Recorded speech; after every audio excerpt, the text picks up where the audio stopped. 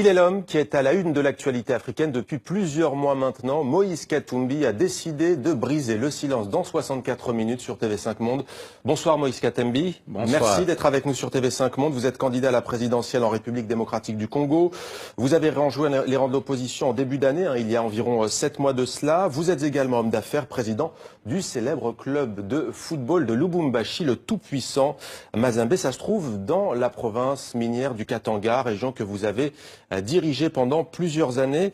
Moïse Katumbi, vous avez quitté votre pays, la République démocratique du Congo, le 20 mai dernier, précipitamment, pour des raisons médicales. Comment allez-vous? Je vais bien pour le moment. De quoi souffrez-vous? Vous savez, j'ai eu des problèmes quand j'étais à Lubumbashi parce que j'étais convoqué par le tribunal de Lubumbashi et j'ai eu 3 jours d'audition. Le dernier jour, j'ai été agressé par les policiers congolais qui m'ont piqué même une piqûre. Il y a eu des policiers qui voulaient même tuer mon grand frère qui était à côté de moi. Ils m'ont confondu avec mon grand frère et j'ai eu un problème de respiration aussi. J'ai été acheminé à l'hôpital et le gouvernement ne voulait pas suivre le rapport de médecin, de mes médecins traitants à Lubumbashi.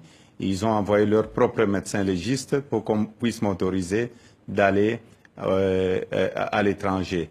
Et ils m'ont autorisé. Il y a eu un communiqué du procureur général de la République m'autorisant de sortir et d'aller continuer avec les soins dans un centre approprié. Quand vous dites une piqûre, ça laisse penser éventuellement à un empoisonnement. Est-ce que c'est une piste plausible selon vous? Vous savez, j'ai eu une infection dans le sang à cause de cette piqûre. J'avais des douleurs énormes et en plus, j'ai eu le résultat d'un laboratoire de l'Allemagne et j'attends aussi le résultat d'un laboratoire de l'Angleterre. Je viendrai vous voir et je vais montrer à la population congolaise et au monde entier ce que notre gouvernement est en train de faire à ses propres enfants. Alors vous avez été condamné, Moïse Katumbi, à 3 ans de prison ferme récemment dans un litige immobilier. Vous avez aussi été inculpé pour atteinte à la sûreté de l'État. La justice congolaise vous accuse d'avoir recruté des mercenaires, notamment américains. Que répondez-vous sur ces 2 affaires? Vous savez, c'est d'abord de fausses condamnations. On veut seulement nuire à la personne de Moïse Katumbi parce que la maison sur laquelle on m'a condamné, d'abord, on n'avait pas le droit de me condamner parce que moi, j'étais sorti légalement avec une autorisation du procureur général de la République. Il y a eu une citation directe à mon absence et j'étais condamné par défaut. On a même refusé à mes avocats de siéger. Donc, ce n'est plus la justice dans notre pays. La justice, malheureusement, est inféodée. Mais les gens doivent faire très attention parce que le jour qu'il y aura la première alternance, le 19 décembre 2016, je porterai plainte. Et là où il y aura quand même un état de droit pour que ces gens qui sont en train aujourd'hui d'induire la justice dans des erreurs énormes soient aussi condamnés. Alors sur l'affaire immobilière, vous dites pour vous défendre que c'est la maison dans laquelle vous avez grandi depuis votre enfance, au fond. Elle appartenait à votre grand frère, donc vous vous dites innocent. Concernant cette fois cette affaire plus politique, disons entre guillemets, sur cette affaire de recrutement présumé de mercenaires, que dites-vous?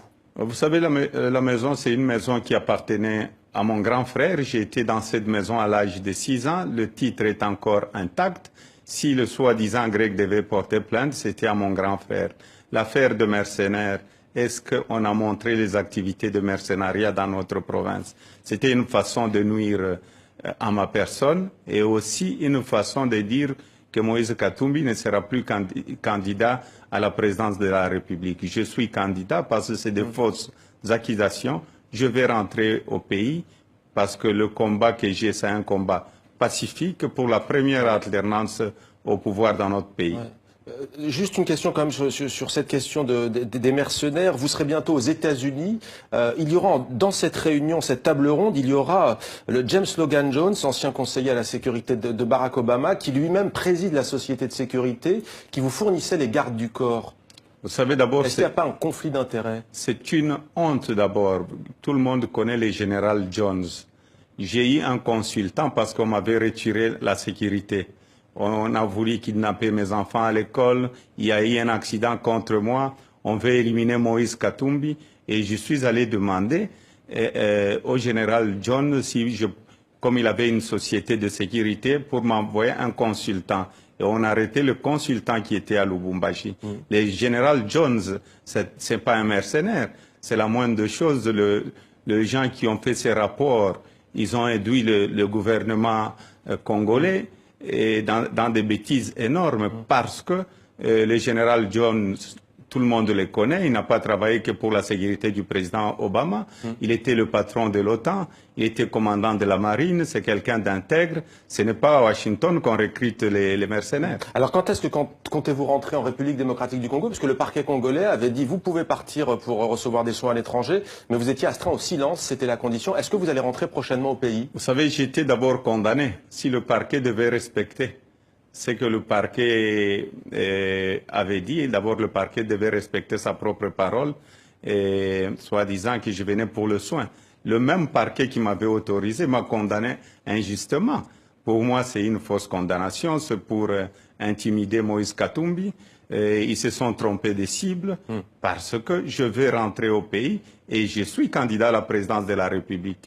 Et je demande au peuple congolais que je vais rentrer et je vais annoncer la date de mon retour. Alors justement, selon la constitution du Congo-Kinshasa, puisque vous évoquez cette présidentielle, Joseph Kabila, le président de la République congolaise, ne peut pas briguer de troisième mandat, mais la Cour constitutionnelle a tranché. Il pourra rester en fonction après la fin de son mandat, c'est-à-dire grosso modo novembre-décembre, si le scrutin n'a pas lieu.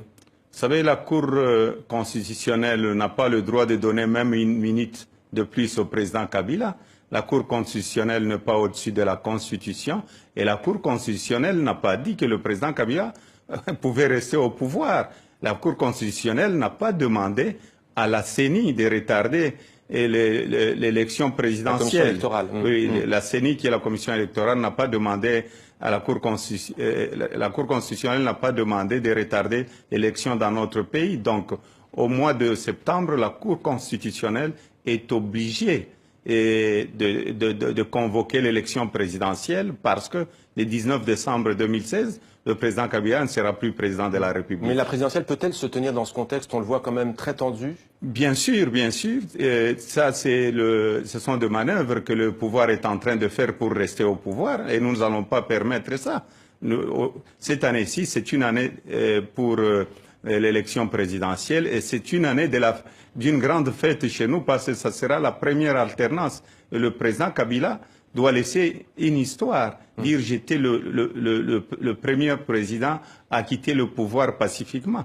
Mais vous étiez avec le pouvoir il y a encore très peu, je l'ai dit, il y a 7 mois. Vous avez rejoint les rangs de l'opposition et du Front citoyen. Vous êtes ensuite désigné candidat à cette présidentielle par les opposants du G7 et par des opposants de l'Alternance pour la République. Pourquoi vous avez changé de camp?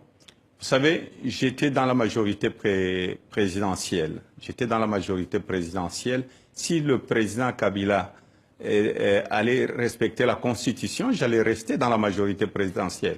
Parce que vous savez, la Constitution, c'était un consensus. Personne n'avait gagné la guerre. Donc, on était obligé de respecter cette Constitution.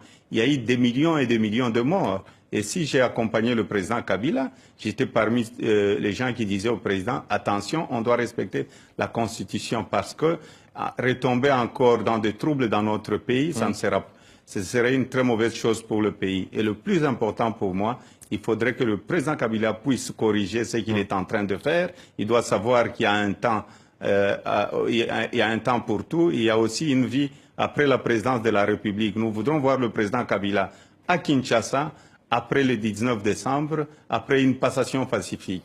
L'opposant historique Étienne Tshisekedi, à qui l'on posait récemment la question suivante, pensez-vous que le candidat à la présidentielle Moïse Katumbi ferait un bon président de la RDC?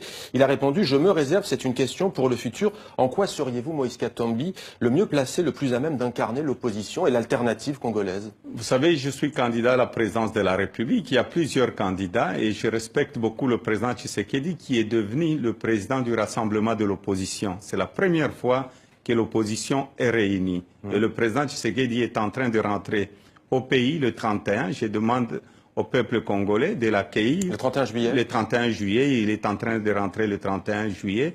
Et le président Kabila doit voir comment est-ce que le président Tshisekedi sera accueilli, parce que les gens dans la population congolaise aujourd'hui, c'est qu'elle cherche la première alternance. Donc si je le répète encore, je ne serai pas intimidé, je vais rentrer au pays, je suis candidat. Et quand je rentre au pays, c'est parce que j'ai un programme en tant que candidat. Alors justement, on va parler du programme et de la politique. Concrètement, Moïse Katumbi, on précise qu'Étienne Tshisekedi est en Belgique. Vous annoncez donc son retour pour le 31 juillet. Vous avez gouverné une province très riche, le Katanga, pendant près de 9 ans. Si vous deviez nous donner sur TV5 Monde une action concrète que vous avez réalisée pour le bien-être des habitants de cette province, quelle serait-elle? Il y a plusieurs actions que j'ai réalisées. D'abord, l'éducation des enfants. Quand je suis arrivé, il y a 300 000, j'ai trouvé 300 000 élèves sur le banc de l'école. Quand j'ai quitté, j'ai laissé 3 600 000 élèves. Donc, l'éducation des enfants. Et les routes aussi. J'ai trouvé une province où il y avait plus de routes. J'ai asphalté plus ou moins 1500 km de routes pendant mon mandat. La Belgique avait laissé au Katanga 450 km, mais j'ai fait 1500 km et j'ai construit le plus grand pont en béton sur la rivière Lualaba, Ce qui est très important d'un point de vue économique. C'est une région riche en ressources minières. C'est à la fois une chance et certains disent une malédiction pour votre pays, le Congo. Beaucoup, en effet, disent que votre pays est pillé de ses ressources minières. Quel est votre point de vue à ce sujet? Vous savez, c'est une chance d'être congolais. Mais aujourd'hui, la population est très pauvre et vous avez raison. Quand je suis arrivé, j'avais une vision. J'ai trouvé la production du cuivre à 8000 tonnes l'an. Et je suis passé de 8000 tonnes l'an à 1 300 000 tonnes l'an. Et pour vous donner aussi un autre exemple, la douane qui faisait 1 200 000 $ le mois, donc qui faisait plus ou moins 18 millions de dollars l'an. Et avec la douane, je suis arrivé à plus d'1 milliard de dollars l'an. Donc il y a des ressources, il y a des recettes, ça doit être bien canalisé. Et c'est pourquoi nous voulons la première alternance pour que les gens puissent redonner confiance à la République démocratique du Congo. Nombreux sont les Congolais qui ont perdu leur emploi, leur travail justement à cause de la chute du cours des matières premières, notamment des minerais dans cette région. Est-ce qu'il ne faut pas, et que comptez-vous faire pour être moins dépendant justement de ces ressources? Vous savez, quand j'étais gouverneur, on dit gouverner c'est prévoir. J'avais parlé aussi de l'après-mine.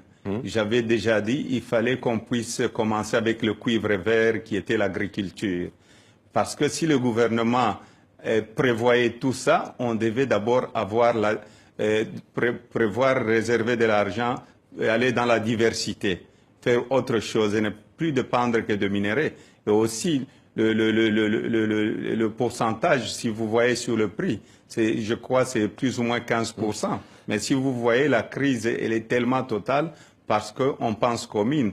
Le Congo, c'est un grand pays très riche. Il n'y a pas que le minerai, il y a le tourisme qu'on peut développer. Il y a plusieurs choses. Et bien canaliser nos ressources. Le tourisme notamment avec le célèbre parc des Virunga au Congo-Kinshasa. Comment pacifier, Moïse Katumbi, définitivement votre pays qui est aujourd'hui à la source de beaucoup de conflits? Il y a notamment les deux Kivu, Nord Kivu, Sud Kivu. On a beaucoup parlé récemment, notamment sur TV5 Monde, des massacres de Béni. Que faire?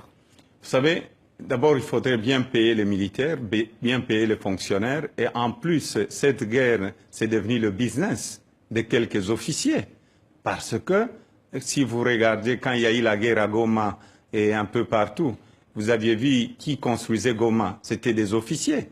Qui mouraient, c'était nos militaires. Donc, le plus important pour nous, c'est de redonner confiance et le respect au peuple congolais. Et tout est possible. Cette crise peut se terminer dans 3 mois. Les gens sont là parce que, vous savez, c'est l'argent pour l'armée, on doit voler cet argent. C'est de l'argent, on est en train de piller le pays.